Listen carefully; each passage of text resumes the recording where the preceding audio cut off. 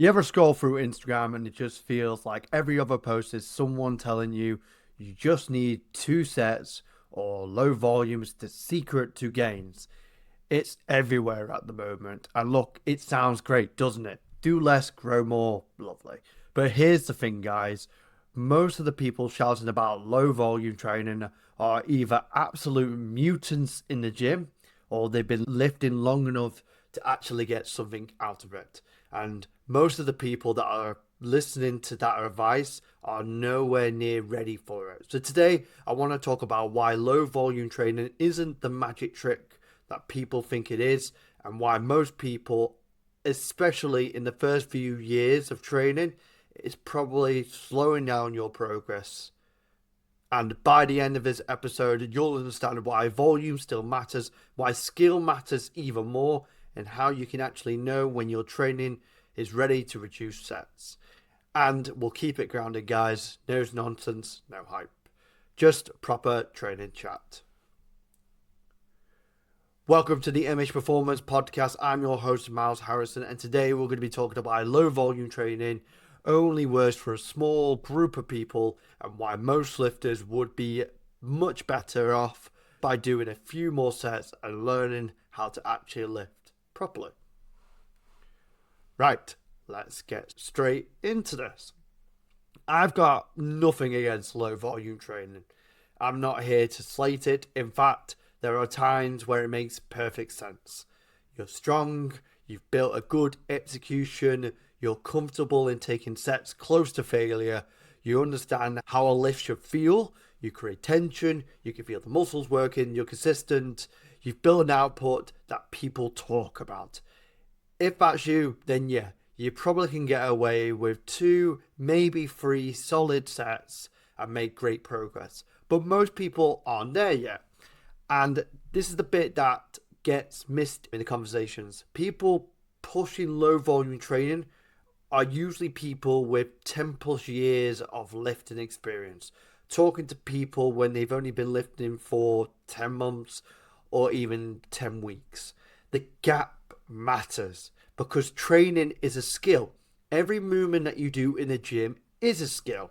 And just like in football, you can't just shortcut skill.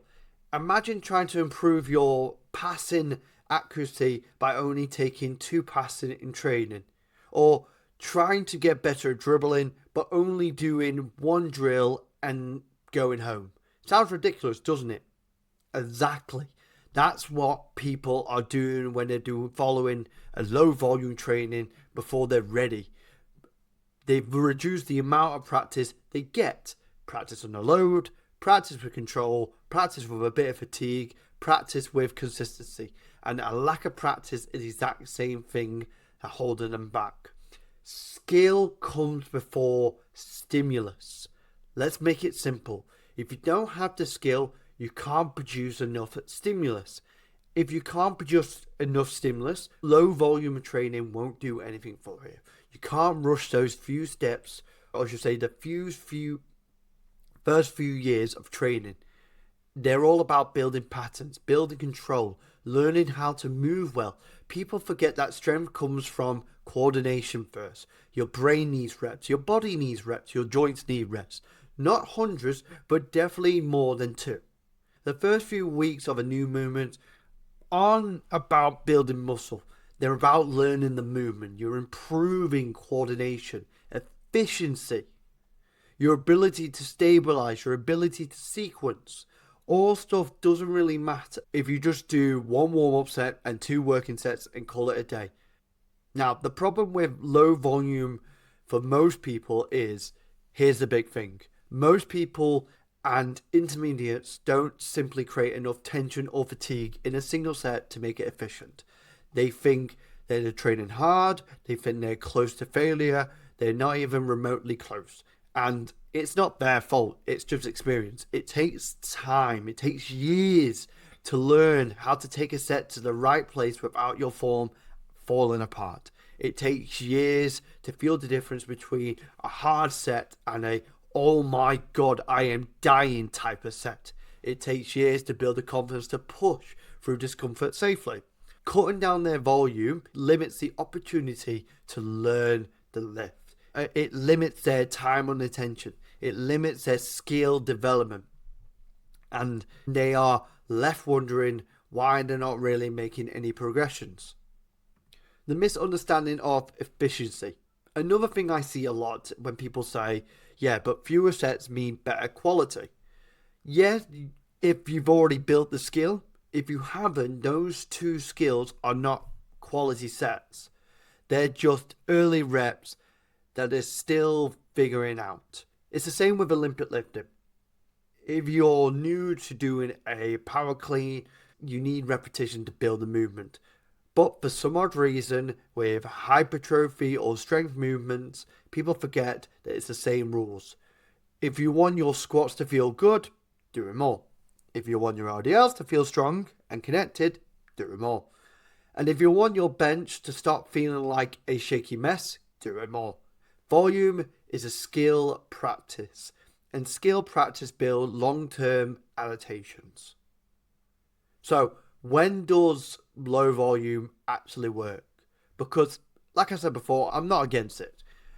I'm here for when low volume training does actually make sense.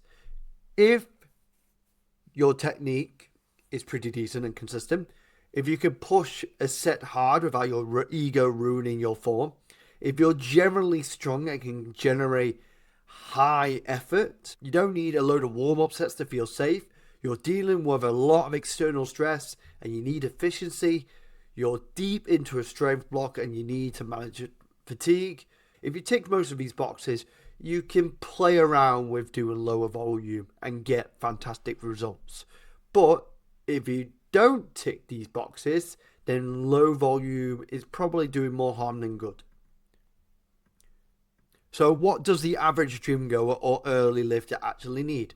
Nothing really fancy, maybe just 3 to 4 solid sets, not crazy intensification models, not 10 different finishing techniques, just more of the basics. 3 or 4 sets that give you enough practice, enough exposure, enough tension, enough fatigue, enough opportunity to correct mistakes, enough stimulus to grow. And honestly, most people would change their physique if they just stuck to 3 to 4 sets of the same exercises for 6 to 12 weeks. But people get bored, they swap exercises too early, they jump onto what their favorite influencers are doing, and all of that chopping and changing stops the progress before it even gets to momentum.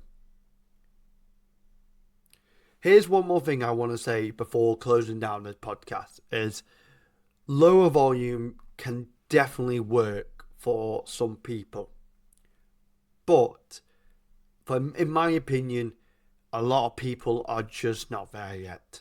They haven't warranted enough of training to get the results that needs them to reduce volume. And if you are someone who is pretty new to training, you need to learn the skill of whatever you're doing.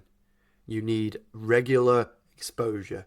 You need regular practice. If you strip that away, you're going to only delay the progress that you want to get. And like I've mentioned before, when it comes to sports, if there's a sport practice, you wouldn't skip out on doing the necessary stuff. You would practice it more. Where intensity drops, volume will come.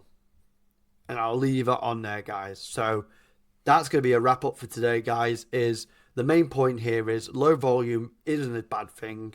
It's just misunderstood. Most people simply aren't ready for it yet.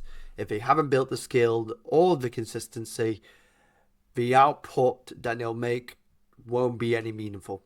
So do the reps, build a skill, stick with a movement long enough to actually make some progress, earn the right to do fewer sets. And if you guys enjoyed this episode of the MH Performance Podcast, make sure to give it a 5-star review as well. It really helps me out. And as always, guys, until next time, keep training and always improve your performance.